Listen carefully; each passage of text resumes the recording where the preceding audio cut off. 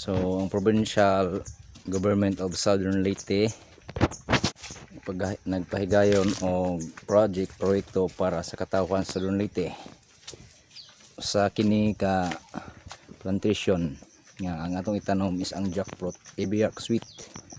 So gikan may nag-survey,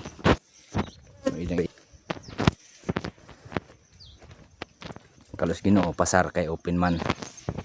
So nindot niya siya nga programa nga usa nga nauna-unaan sa atong provincial government led by our own governor of Southern Leyte, Damian Mercado,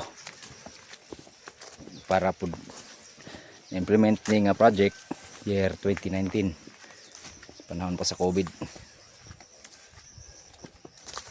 So nag site assessment ko sa area ni brother Leonardo Gonzales. So kabukiran guys. So nindot ang binyo. Oh, na makita is ang proper buntok. So nakatalikod guys, pasingot ba, pasingot. Pwede na kamay na hinay boss? Oh. Sundra ko? Oh.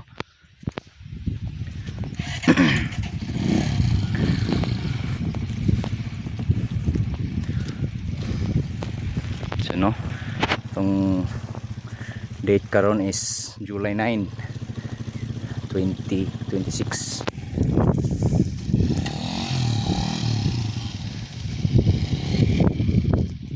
So pasalamat ta sa ng gobernador nga kanahon na nga kanindot nga proyekto alang sa iyang katawan sa Southern Leyte.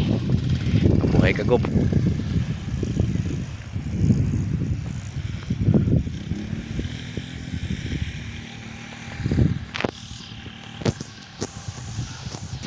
Dahil medyo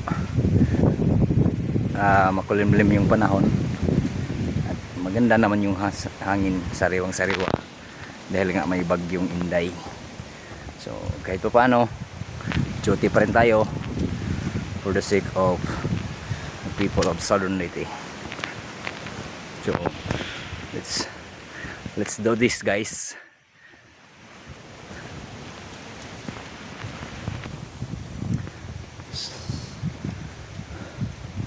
So napakagandang tanawin guys, napaka-fresh yung hangin dito, you know.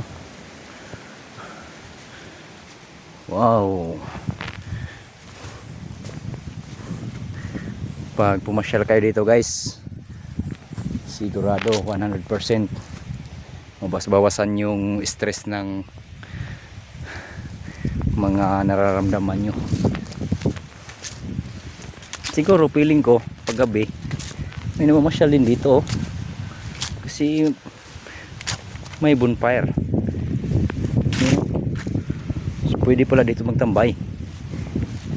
Mas maganda siguro dito pag pag malaki yung buwan, dahil nga sa maganda na yung tanawin,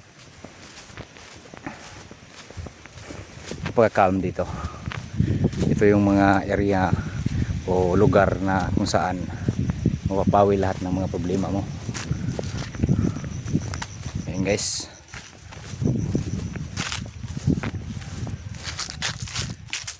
ano ako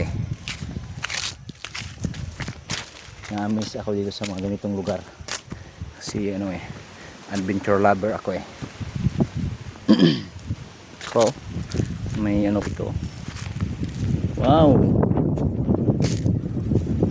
napakagandang tanawin naman.